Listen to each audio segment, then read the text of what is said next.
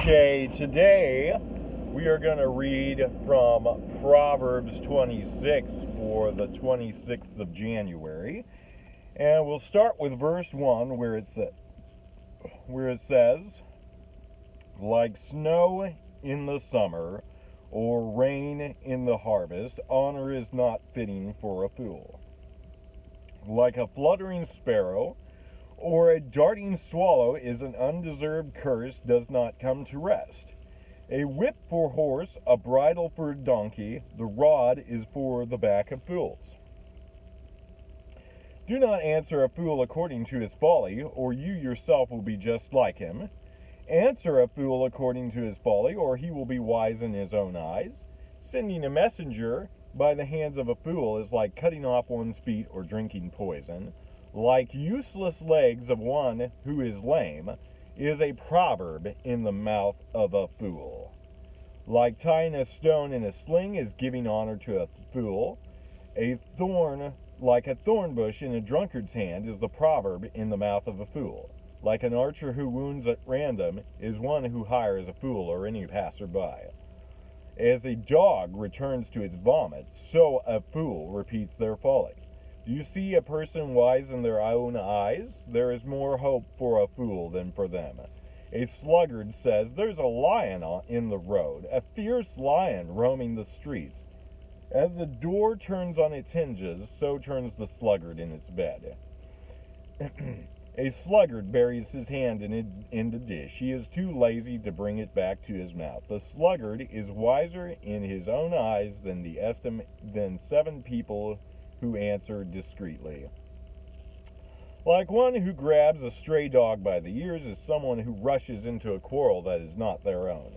Like a maniac shooting flaming arrows of death is one who deceives their neighbor and says, I was only joking. Without wood, a fire goes out. Without gossip, a quarrel dies down. As charcoals to embers, and as wood to fire, so a quarrelsome person is kindling strife. The words of gossip are like choice morsels. They go down to the inmost part. Like the coating of silver dross and earthenware are fervent lips with an evil heart. Enemies disguise themselves with their lips, but their hearts, they harbor deceit. Though the speech is charming, do not believe them, for the 7 abominations fill their heart. Their malice may be concealed with deception, but their wickedness will be exposed in the assembly. Whoever digs a pit will fall into it, and if someone rolls a stone, it will roll back on them. A lying tongue hates those who hurts, and a flattering mouth works ruin.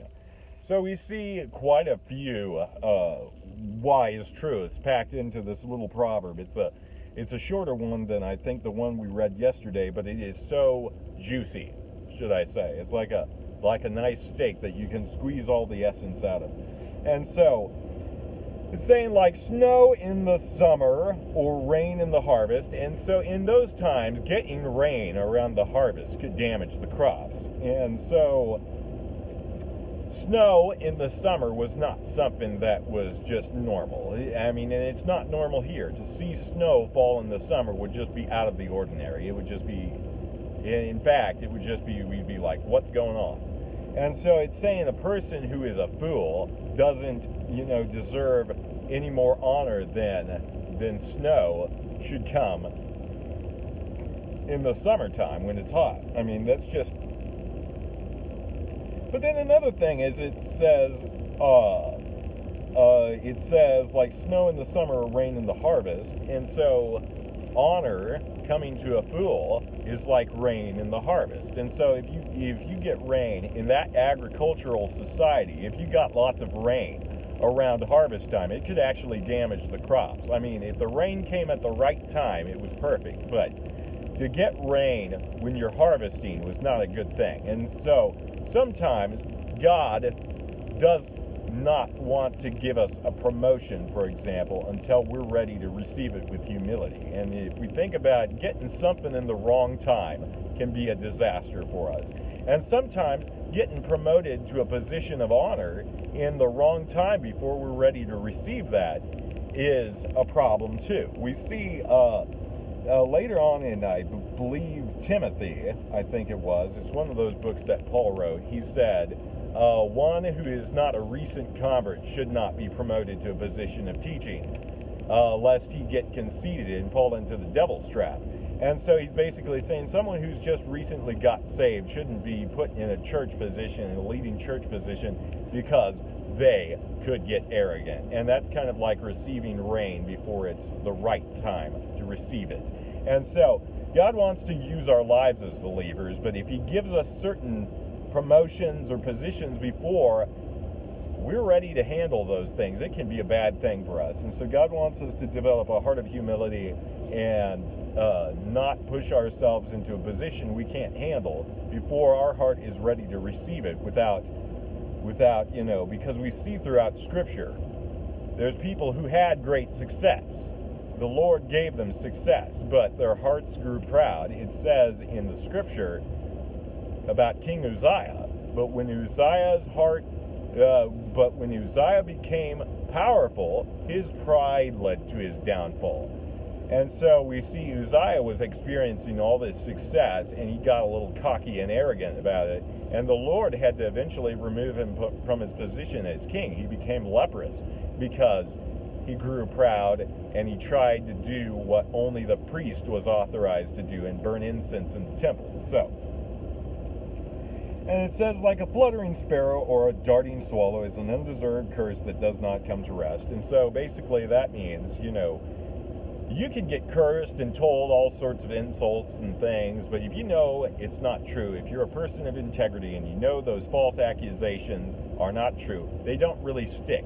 Because, Jesus warned that, we would be insulted and called all sorts of names, and he says, blessed are you when people insult you and curse you and call you all sorts of evil things for account of my name, for that is the way they treated the prophets of old. And so we hear a lot of insults being thrown around. People call this person that, or they claim that person's hateful, or that person's a bigot, or that person's just, but if that is not really true, if you're a person that lives your life in integrity and uprightness, and you're just being called those names because you stand for the truth, then those things should just be able to bounce off. Now, it's one thing to be accused of something if we know we've done something wrong or been rude, or if we've conducted ourselves in a way that is not Christ-like, then, that insult can stick. If we've been a jerk about sharing our faith, if we've just gone out of our way to fight with people and get into arguments, then those labels stick better. But if we've just gently shared the truth the best we can and just left it at that and not been rude about it, then we shouldn't accept such labels. We should just realize, well, that's a part of the game. As Christians, we are going to be accused falsely of all sorts of things that we might not have even done, or called things that we are not.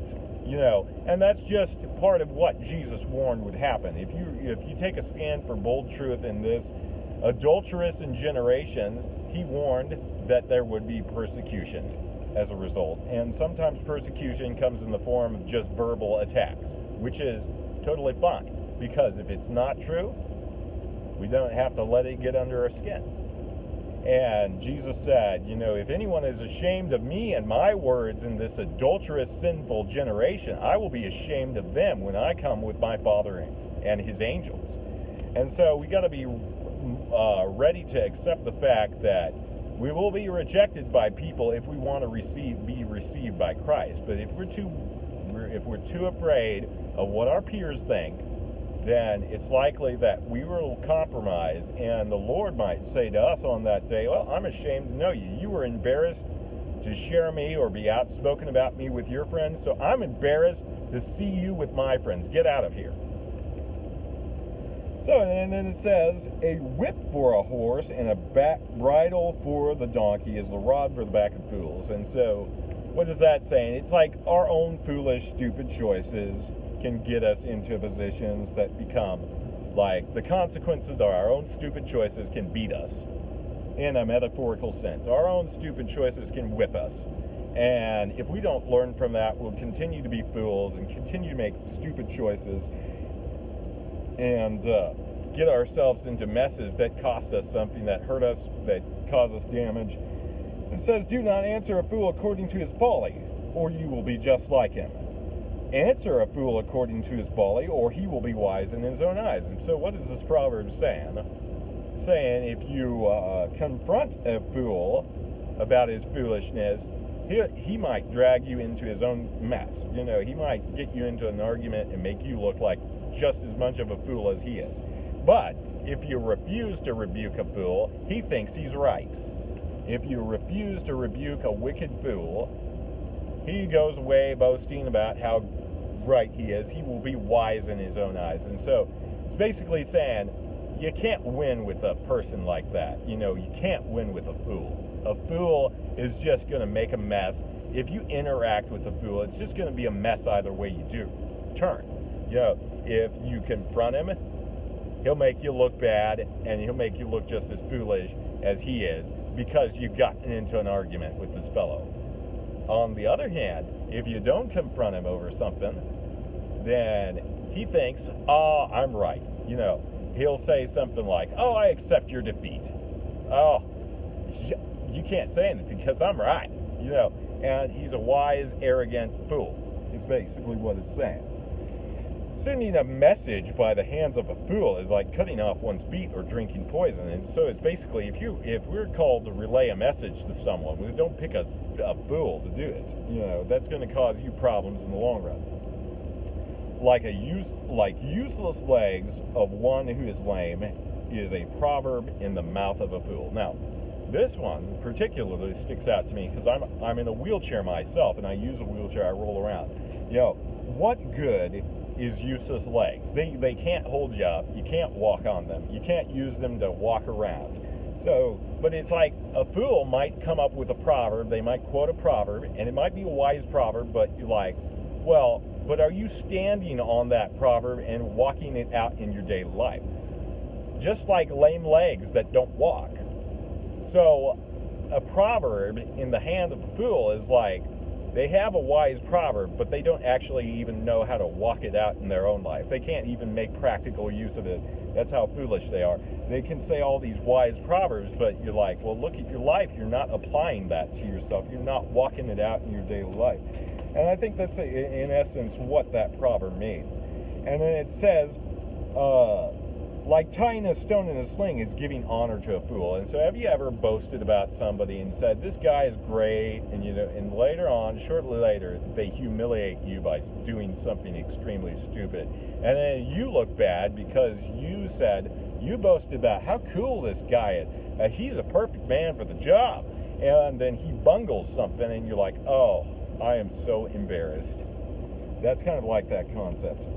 And so it's like, and then it says, like tying a stone to a sling is giving honor to a fool. And so if you tie a stone in a sling, try to throw it out of the sling. If it's tied in there, it won't fly out. It will come back and hit you in the head possibly. If you're trying to throw a slingshot, but you don't make it so the rock can go out, then it's likely going to ricochet back and hit you in the head. And that's kind of like what it does with when you give honor to someone who's not honorable or doesn't deserve the compliment. Okay, like a thorn bush in a drunkard's hand is a proverb in the mouth of a fool. Now, I don't usually see drunk people going around with thorn bushes in their hands, but the concept is, if you're drunk and you're handling something sharp, that's usually not a good idea. The person who's handling something sharp and they're flat out drunk, they're likely going to hurt themselves in the process. You're like, no, put that knife down, you're drunk. Or put that, in this case, it's a thorn bush. They're swinging around this thorn bush. They're ultimately going to hurt themselves by quoting that proverb because they're going to make themselves look stupid in doing so. Like an archer who wounds at random is one who hires a fool or any passerby. And that's saying, don't just be careful in who you choose to employ. As a dog returns to its vomit, so a fool repeats their folly. And we all probably seen this. I mean, if we've had dogs, we're all probably dog lovers, but have you ever seen a dog puke and pukes on the floor and it comes back or it returns and eats the vomit that it puked out, and it's just like gross. I had a dog one time, and we tried to really get her to stop doing this, but she would like poop, and she'd go back and eat it, and we're like, ew, Chloe, no. And see, the problem is, oftentimes a foolish person may get something out of their lives that is really not good. Like vomit. When you vomit something out, your body is saying, this is not compatible, I need to get it out. So, when we get something bad out of our lives, if we keep going back to it, that is like returning to our vomit. That is like a dog returning to its puke and eating the vomit that it just puked out. So we should be careful not to return to those foolish, stupid things that we've gotten past. Otherwise, we keep being fools in doing so. You see, a person who is wise in their own eyes, there is more hope for a fool than for them. This is a big one, okay? So even a fool has hope if he can humble himself and acknowledge he's a fool. But an arrogant fool is worse than both, because they think they're always right, even though they're fools. And so it's basically saying an arrogant fool has less hope than a fool that's at least willing to admit he's foolish in many ways and wanting to change. I mean, it's kind of like the whole AA thing. People get themselves in because of their foolish behavior or addictions and stuff. At least they're wanting help. They want to get free of that addiction that they have, or they want to get free from that thing that's holding them back in life. There's hope for them. But there's no hope for someone who is too wise in their own eyes to see a problem with anything they're doing. So, pretty simple, pretty straightforward.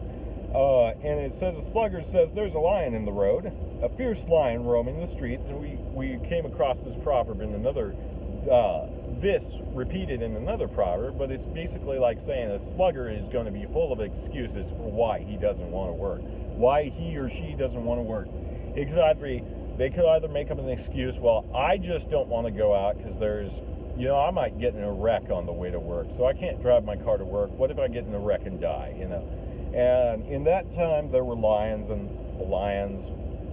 roaming the ancient world, but, the chances of getting eaten by a lion were pretty tame in comparison to what the sluggard made it out to be. It's like, I can't go to work in the field today. What if a lion jumps on me and eats me? And he's just using that as an excuse to get out of doing a hard day's work. And so it says, as the door turns on its hinges, so turns the sluggard in his bed. A sluggard buries his hand in the dish. He is too lazy to bring it back to his mouth. So basically, yeah, that might be a little bit of hyperbole there. That might be a bit of an exaggeration to prove a point. But if lazy people sometimes make even the simplest chores, like feeding themselves, just a lot more complicated than they have to. They're so lazy, they don't even want to go to any amount of effort to, even prepare a meal for themselves. And then it says, a sluggard is wiser in his own eyes than 7 people who answer discreetly. So a sluggard, a lazy person, may sometimes think their way is working great for them, and they say, I got it down. And they may act like they're wiser than 7 other people who have just answered discreetly. Like one who grabs a stray dog by the ears is someone who rushes into a quarrel that is not their own. And we all have probably been there. Have we ever gotten involved in a dispute or an argument, and we're just a third party, but we jumped in and took a side, and we realized, oh, that wasn't a good idea. Like suppose people are having a dispute within the family, and they're trying to get you to pick sides. They're reaching out to you about, well, my brother or my family member did this, and they're trying to drag you into that conflict. Stay out of it.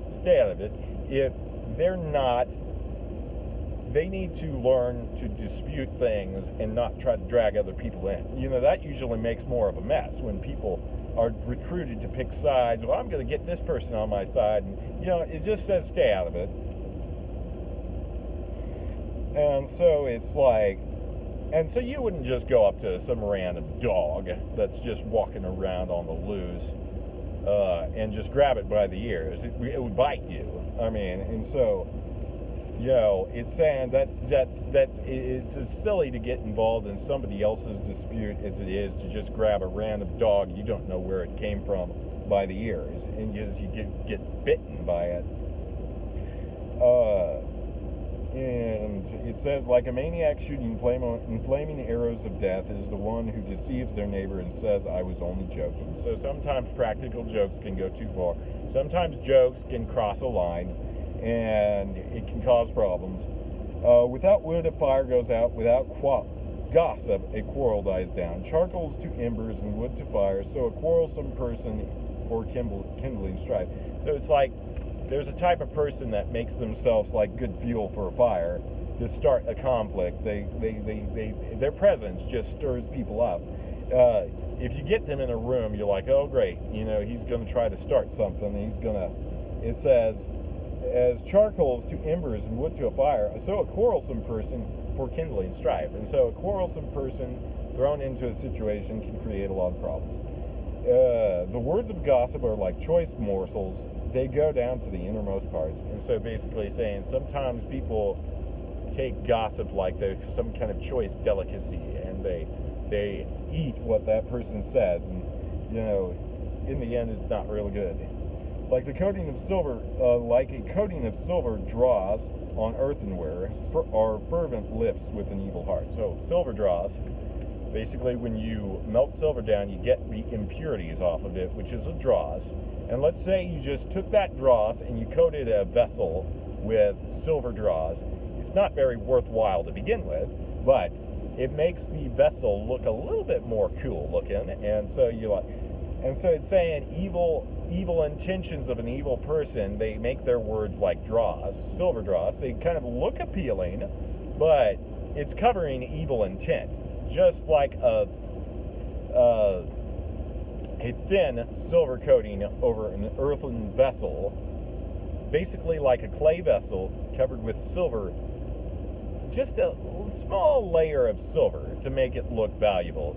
And so it's saying the words of a dishonest, evil-intentioned person may look shiny and stuff. They may be flashy and appealing, but they're really worthless.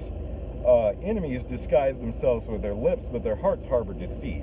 Though their speech is charming, do not believe them. For the 7 abominations fill their hearts. Their malice may be concealed with deception, but their wickedness will be exposed in the assembly. So eventually it catches up with them. People like that eventually are exposed. Whoever digs a pit will fall into it, and someone who rolls a stone, it will roll back on them. A lying tongue hates those it hurts, and a flattering mouth works ruin. So, that was today's Proverbs. It's Proverbs 26. God bless.